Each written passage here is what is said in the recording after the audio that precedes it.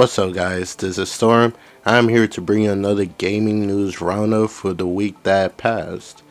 But unfortunately this video might come out a little bit later because Sunday is the day of the Super Bowl. So this video might go up either late on Sunday or early morning Monday. Haven't decided yet. But with that being said, there's a lot of news that we have to cover. So if you enjoyed this video, please leave a like, share, and comment. And if you don't mind hitting the bell notification so you know when I post another video. So without further ado, let's get on with the news.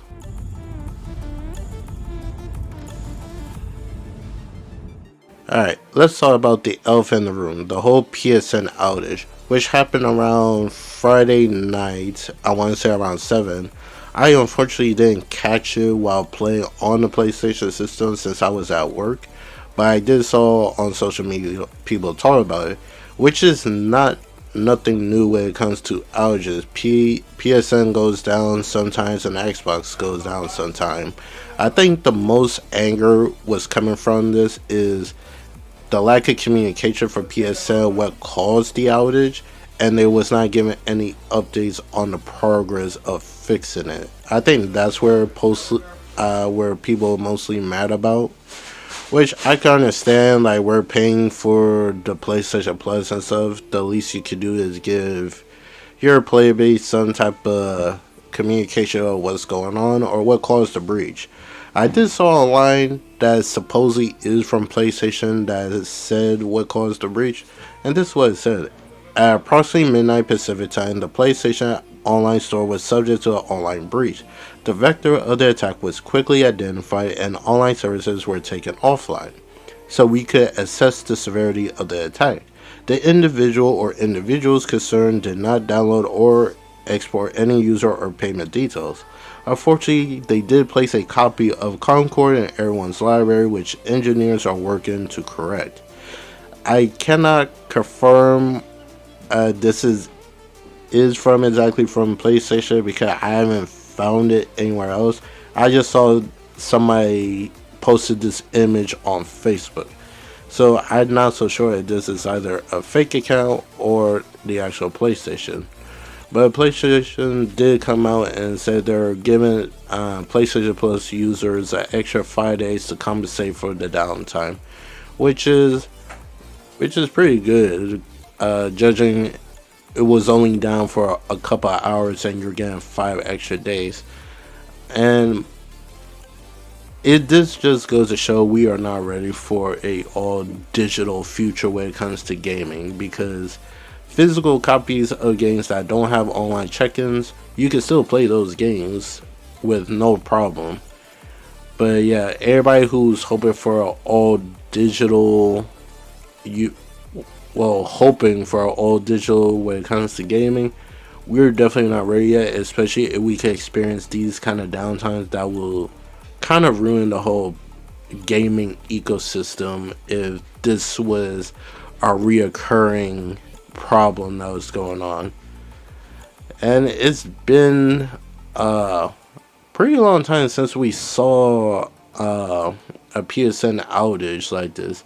Like, people was comparing it to the whole PS3 outage that lasted for like 20 something days when the whole Lizard Squad attack on PS3 and all that. So I think people is kind of blowing it out of proportion, but I can understand the anger for the lack of communication. And this so happened to happen the story of the week where people or get like day off from work, kids are home from school, and they want to chill and play their video game. Next thing you know, on their PlayStation they can't because PSN is down. So I can understand to that extent of anger.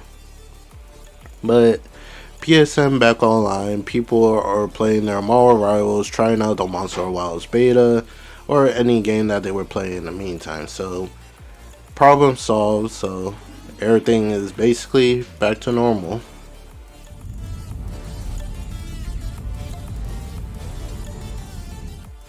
EA announces Battlefield Labs, a new testing program to get community feedback on the next Battlefield. They're also announcing that the 4 studios are coming together under Battlefield Studios name to develop the new game. Battlefield Studios now include DICE, Criterion, Motive, and Ripple Effect. Battlefield is now led by Vince Zampella, who is head of Battlefield, and Byron Bede, who is GM of Battlefield. Bede used to be the GM of Call of Duty. Alright, so EA has started a Battlefield lab for people to sign up to do like play testing and get feedback for the next Battlefield game.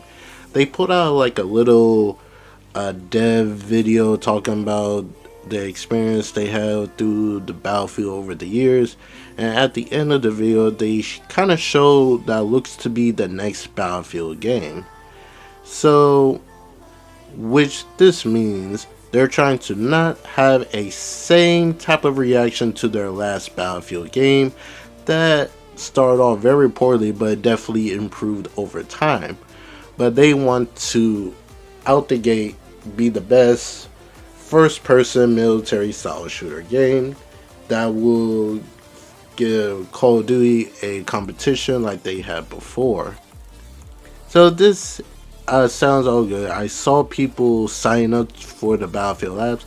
I tried doing that also, but I saw how many people was trying to go in at once and how long of a wait it was going to be for me. I decided, you know what, I'll let people who have experience with Battlefield test it out, give their feedback, and I'll just go off from there. And having 4 studios work on a Battlefield, it could be good if they have experience with it, because it's no different what Call of Duty and Activision is doing. Like, I think they have like 5 or 6 studios from Activision that worked on a Call of Duty game, so it's like it's nothing new. When will we eventually see anything for the next Battlefield? That is yet to be seen. I could probably say maybe the start of the new year. We could probably start seeing like the promotion for it and stuff like that. Or EA could surprise us. So, but this does raise question for their other studios that have not really been performing very well, and the whole thing with Dragon Age. So it kind of paints the picture. If those studios are not doing so well, Battlefield is going to be the head game for EA, which you do need other games and stuff, but it's more than likely Battlefield is going to be the main money maker when it comes to EA going forward.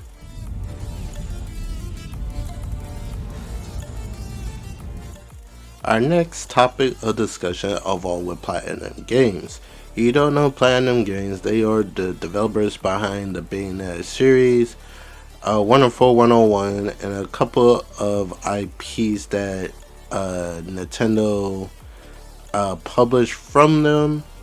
And when it comes to Platinum Games, they have a very interesting track record. Whenever a good game comes out, like two bad ones will come out after. So they're not very consistent when it comes to dropping really good games, but they do have some really good games under their belt.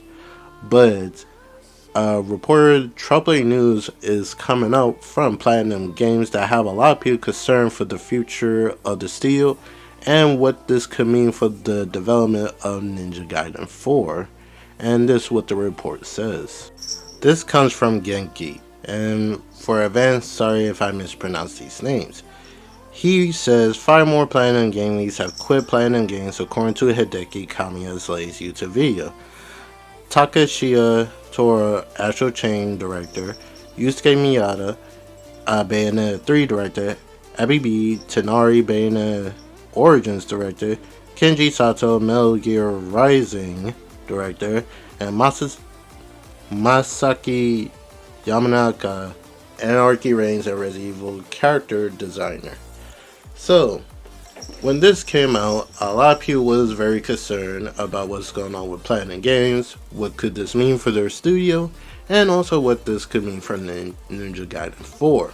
If you don't know, Ninja Gaiden 4 was revealed earlier last month at Xbox Developer Direct, and it was announced that Platinum Games and Team Ninja will be developing the game, as Team Ninja will be co-developers and somewhat a supervisor to the development of Ninja Gaiden 4, while Platinum Games will be the main developers.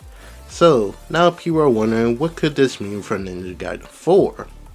In my opinion, I don't think Ninja Gaiden 4 will be affected by it.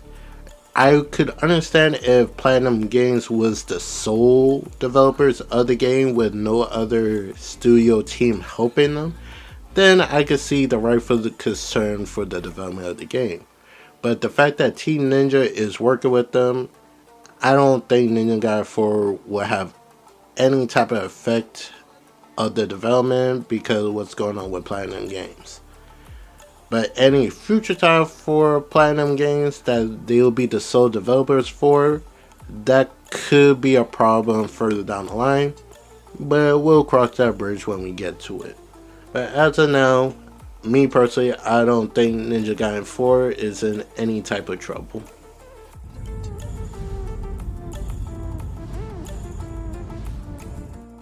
During the week, Capcom had a event called Capcom Spotlight, and they also had a Monster Hunter Wilds showcase.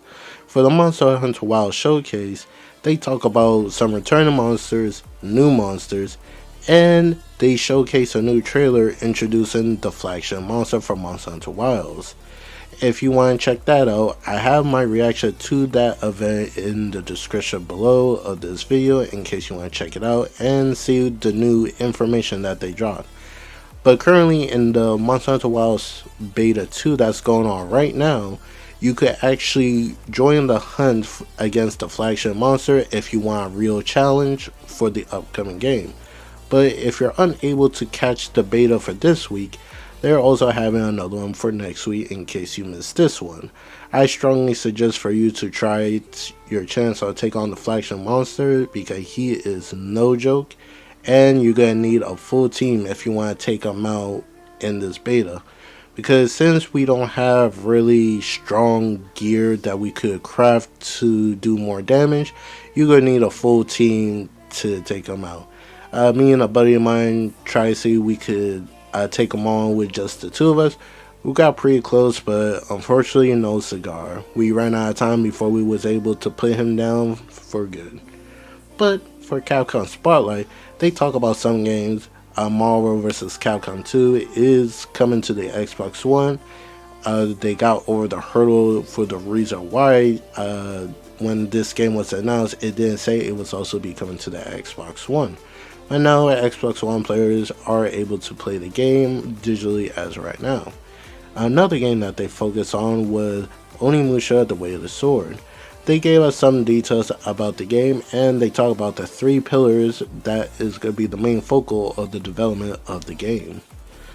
Onimusha: The Way of the Sword, the 3 pillars they're going to be focusing on is compelling characters, new protagonist enemies, the setting of Kyoto, and the ultimate sword fight action. This does confirm that Onimusha: The Way of the Sword is going to have a new protagonist compared to the original Onimusha series, thus making this feels like a very big reboot for the Onimusha series, which is kind of interesting because some people probably thought this was the original character just with the updated graphics compared to the original Onimusha games. He just looked different, but no, it is going to be a new protagonist. We're going to meet new characters, some new for the game, and historic characters. Kyoto is a very interesting setting for the game. I kind of can't wait to see how they plan out how the world is going to look in Onimusha. And the ultimate sword fighting. They didn't show any how would that look, so I can't really say much about that. But they did say they didn't want this game to be truly hard, so this game will have a most likely a difficulty setting So anybody fear that they think this game was gonna be a Souls game, you could rest easy. I was kind of hoping they would show more of Onimusha, the Way of the Sword, but then again, I'm not too surprised they didn't really show that much because this year just started like last month, and this game been coming out to 2026. So I was early surprised that they were talking about it, but they didn't really give that much except for what will be the main building blocks for this game. And another thing that was cool that Capcom has announced at this event, they did a remaster for Onimusha 2, which now had me thinking when they did the remaster for the first Onimusha game, it was a test to see if the series still had a fan base.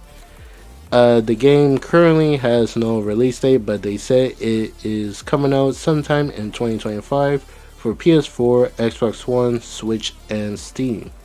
So if you're gearing up to try out Onimusha the Way of Sword when it comes out next year, more than likely Capcom gonna be remastering all the Onimusha games to get people ready for the big old reboot.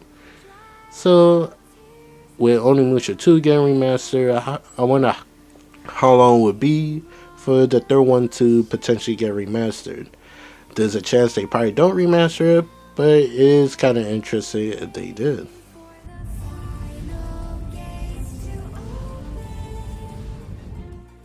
Bandai Namco has announced that Dragon Ball Sparking Zero has sold 5 million copies, which is truly amazing for the Dragon Ball series, especially for the Tenkaichi series that been on a big hiatus after Tenkaichi.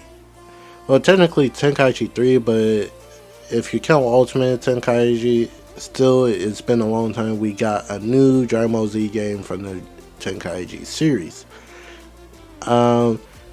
I personally played the game. I truly had amazing fun with it. My only problem with the Dragon Ball Sparking Zero is just how they did story mode, in my opinion. It was very downgraded compared to the previous Dragon Ball Z games. Like, if this game had like the cutscene styles for the story mode, like how Dragon Ball Z Kakarot did their own, oh my gosh, this would have probably been the best Dragon Ball Z game. Cause me personally, I love the retelling of the Dragon Ball Z story that you get to play certain parts of the overall anime story. But this, how they did Sparking Zero, it seemed like more their focus went to the characters and the animation of the characters than the story mode, because it would just, majority of the time, it would just still images with dialogue here and there. Like it was like a book how they were doing it to some extent, but overall definitely lackluster how they did the story mode compared to previous Dragon Ball Z games. So I am kind of hoping that if they do another, let's say another Sparking Zero, this time with a more updated roster, because right now the whole Dragon Ball Daima thing is still going on. I think it's about to finish, if I'm not mistaken. So most likely those characters are probably gonna get added. Sparking Zero still got some DLC characters that's on the way. The latest ones they did was from the superhero movie with Gohan and his beast transformation, Piccolo with his new transformation as Gamma 1 and Gamma 2 also.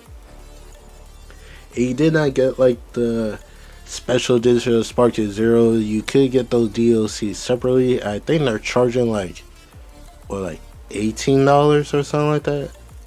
It was something along those lines. Me personally, paying for that price is not really worth it, because the only thing you're getting is 3 custom battles, some characters, and some cosmetic stuff. And in my opinion, that doesn't really feel worth it for that kind of price that they're asking for. In my opinion, they could at least given us some like new stages also.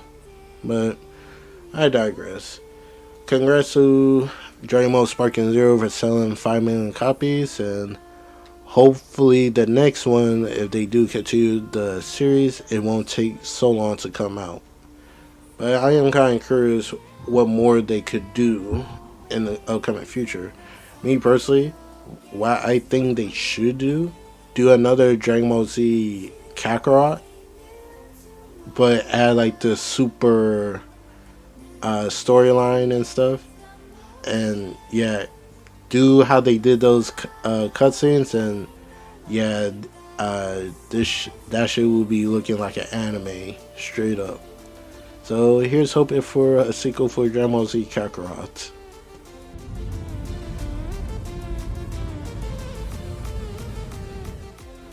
More games from Xbox is coming to PlayStation. Age of Mythology Retold Edition and Age of Empire 2 Definitive Edition announced for PS5 coming in March and Spring 2025, respectively.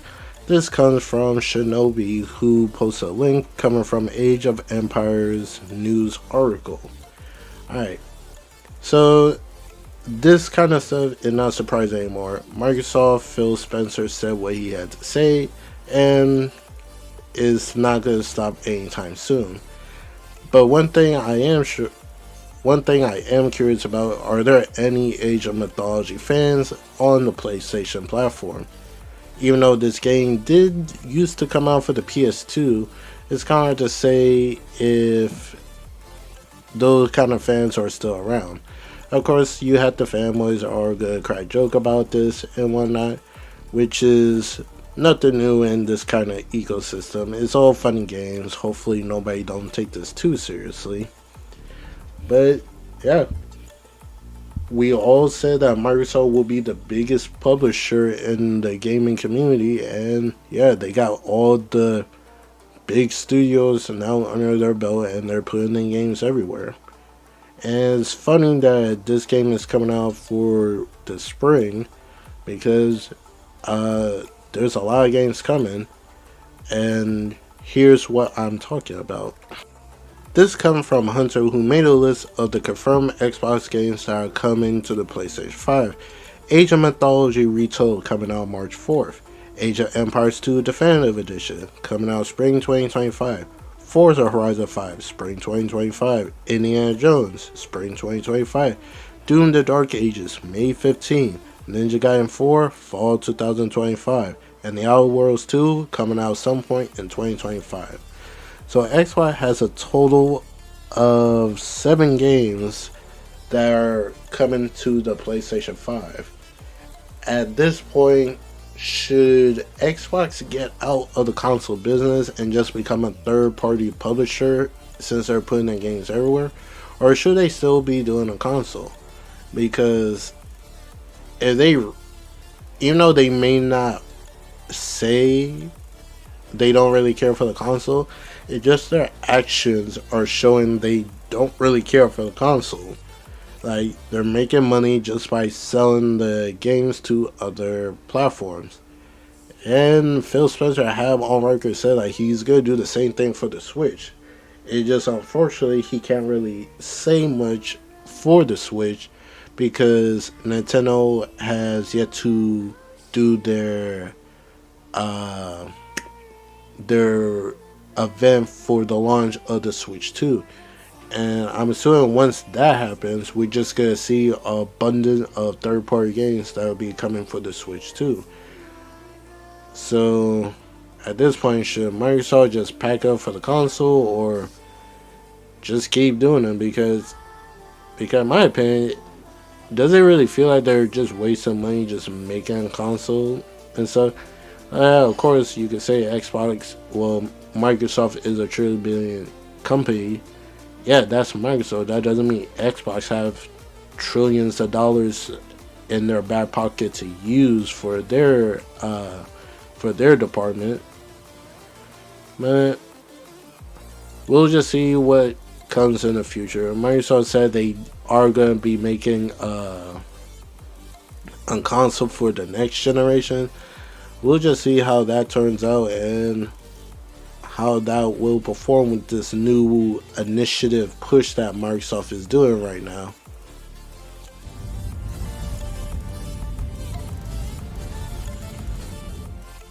As we're getting close to the so-called rumor for a state of play, Death Stranding 2 was rated in South Korea, which points to the game is approaching to a supposed release.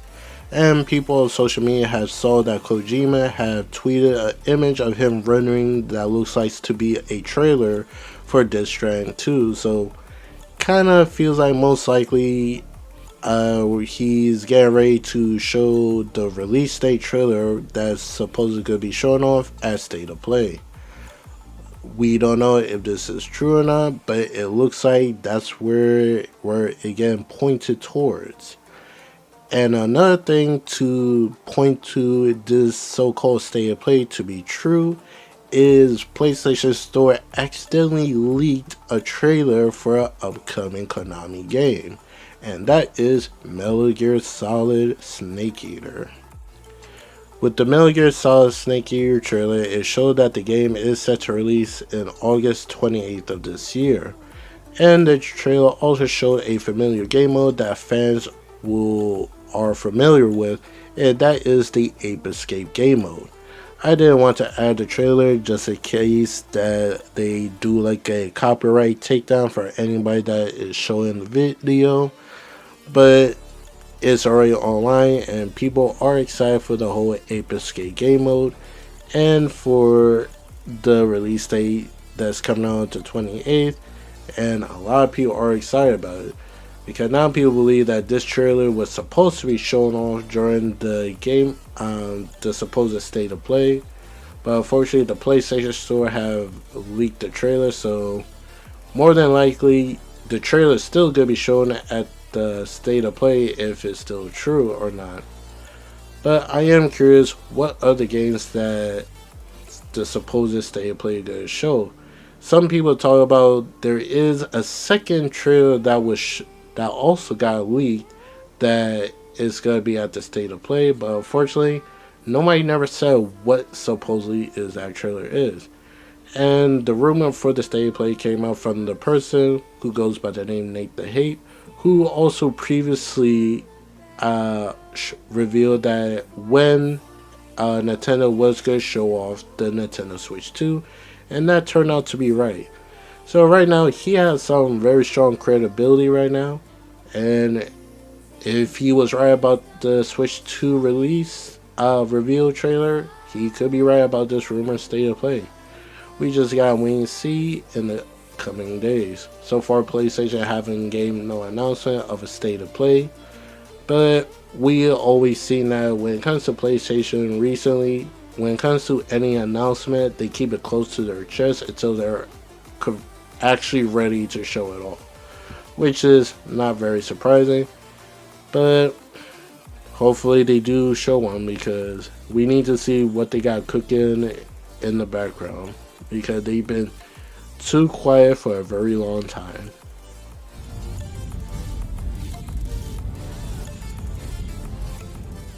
Troubling news from Dexterdo that Hi-Rez Studios has suffered layoff that affected a couple of their games. Smite and Paladins have officially ceased development after mass layoffs at Hi-Rez Studios. Both games will never get a major content update again. Following that, Smite 2 is still in development, but dozens of Hi-Rez staff have been laid off, according to a longtime Smite content creator, Hazer. So this is not looking good for Hi-Rez Studios and for Smite 2, because Smite 2 is still being worked on, and the fact that now Smite 1 and Paladins won't get no major update anymore, and the development for Smite 2 probably is going to take even longer now. If not, they don't cancel all productions of it. It is not looking good. And I truly love Smite. I've been playing with friends for years now when it first came out.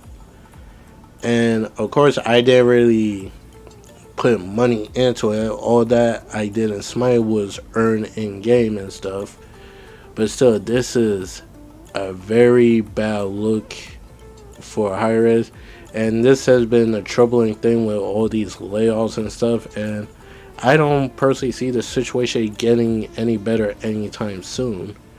So, with that in mind, could this be the end of Smite MOBA going forward? Kind of hard to say. I'm hoping that's not the case. I'm hoping Hi-Rez could make a comeback because, like, they were truly excited for the development of Smite 2, and just for these layoffs to affect it in this kind of way. I truly feel bad for the devs, and hopefully the ones who did got laid off is able to bounce back, because they've been supporting Smite for a long time. So a very long time. Of course, like, the game is free to play. Like, I believe it was not too long ago they announced that Smite 2 is now a free to play game, because before you had to buy it. I buy like the founder initiative to get some type of access to it, but now that it's free to play, a lot of people are hopping on to it. So it does have a very strong player base, but yeah, when you're focused only on the microtransactions for the game to make money out of it, sometimes it doesn't always work out in the end. So it's unfortunate that this is going on, and it's most likely going to keep happening until everything just evens out. When will that happen? Time will tell. Hopefully, it doesn't destroy the gaming ecosystem, but yeah, not much I can say on that.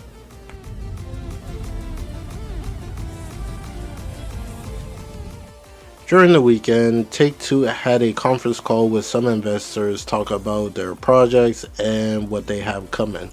And for the fifth time, they are saying they're still confident of GTA 6 is making its fall release. Which some people at this point, they don't believe they will. Like, I think we're at the point that people believe like this game is just straight up just coming out 2026. Which some people wouldn't really be that upset about, honestly, because they would rather a completely polished game than a rush one, which a lot of people would agree on. So the fact that Take-Two is still saying that GTA 6 is coming out fall this year is very, like, they're very confident. Like, some people are probably just saying they're only saying this just to please their investors and stuff, which take it as you will. But they did give us some kind of insight when will GTA 6 probably fall. They said it's gonna come out after the Mafia the new Mafia game that's coming out, and GTA 6 is going to come out before Borderlands 4. So the Mafia New Country is set to come out sometime this year. So is Borderlands 4. And GTA 6 is supposed to come out in between them. Don't know how confident that is. But the CEO of Take-Two have come out on multiple interviews saying that he is confident for GTA 6 to release in the fall. But there's one interview that had me looking differently, and some people also agree. He says one thing in one interview that he's confident, but in the other one he kind of leaves room for doubt, if that makes sense. But this is what he had to say. He said, look, there's always a risk of slippage, and I think as soon as you say words like absolutely, you jinx things. Zelnick responded when IGN asked how confident he was that Rockstar will hit fall 2025 for GTA 6. So we feel really good about it. When asked for an update on how development of GTA 6 is going, Zelnick kept his cards close to his chest. Look, I think the game is eagerly anticipated both internationally and extraordinarily, he said.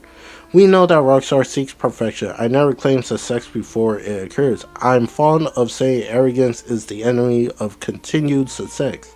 So we're all running scared and looking over our shoulder, and we know what the competition is not asleep. Our whole organization is super excited. So the fact that he says there's always a risk of slippage, is that there is a possible chance this game could slip into 2026. Like, and this whole quiet thing with GTA 6, yeah, I kind of saying you want to keep your cards close to your chest.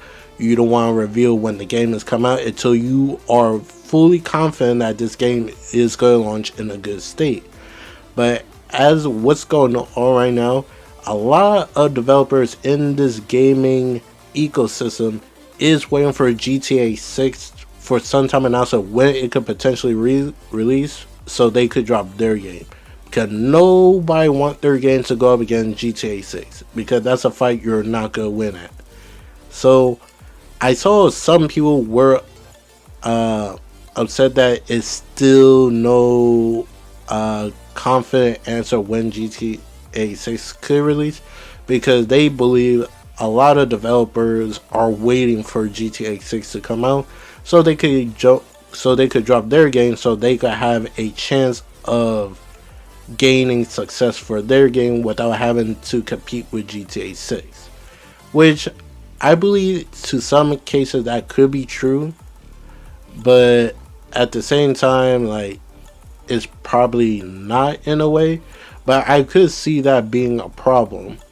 Okay, ever since when GTA 6 got released, everybody was talking about it. That thing, it blew up. The trailer alone blew up. So the fact, the fear of it holding back developers from not releasing their game until they know for a fact when GTA 6 is coming out, it's kind of a messed up thought to think of. But in the end, it's all competition. In the end, everybody trying to win our money. So if Rockstar is waiting till they are perfected the game, we probably won't hear anything anytime soon. And some people need to stop theorizing when will a trailer drop. Until Rockstar said otherwise, stop trying to guess. It will come out when it comes out. And that's all I have to say for GTA 6. Will I get it when it comes out? Probably, depending what comes out during that time. If it's coming out only to itself, then yeah, I'll definitely get it. Would I wait it coming out down the line after that whole thing? Like, will I buy GTA 6 for $100? I swear, if that game launches at $100 just for a standard version, yeah, I'm not getting that shit. I'll wait for a sale. I don't care. I'm not spending no $100 just for a standard version of a game. Like, $70 is already up there already, but the fact the question came out, would you pay $100? Yeah. So I even saw some people say, yeah, they would spend $100 for GTA 6. I'm like, yeah, that just shows you got the money. I don't. So kudos to you if you're willing to pay that money. But for me, nah. I may be a gamer, but I'm not doing all that.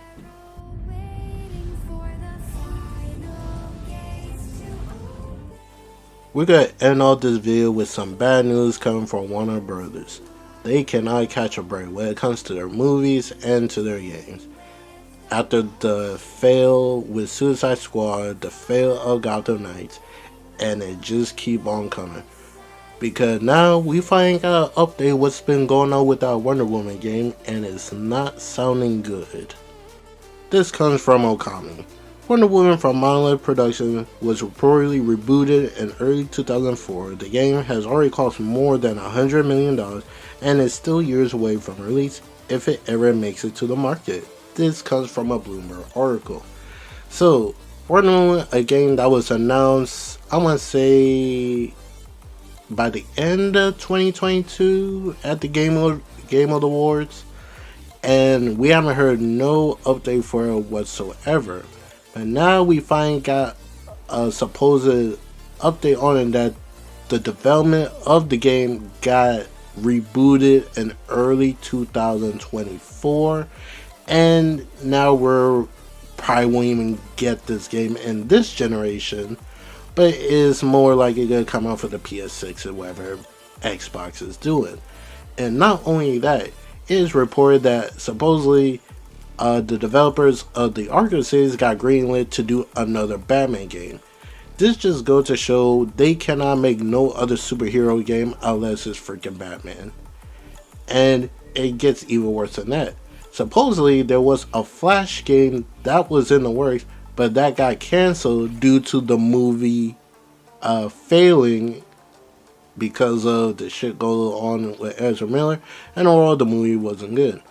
And another thing, supposedly a Constantine game that was pitched, but unfortunately it did not get greenlit, which I believe is the most random DC character, is one of the most DC random characters that you can make a game for, because a lot of people probably don't even know who Constantine is. So the fact they were gonna make a whole game talking about him is very funny to see. And that goes for WB games, because they are not looking good right now. Anyway, that's the end of the video. What do you guys think? You think W can make a comeback? Please let me know in the comment below. Enjoy the Super Bowl, and I'll catch you guys in the next video. Peace out.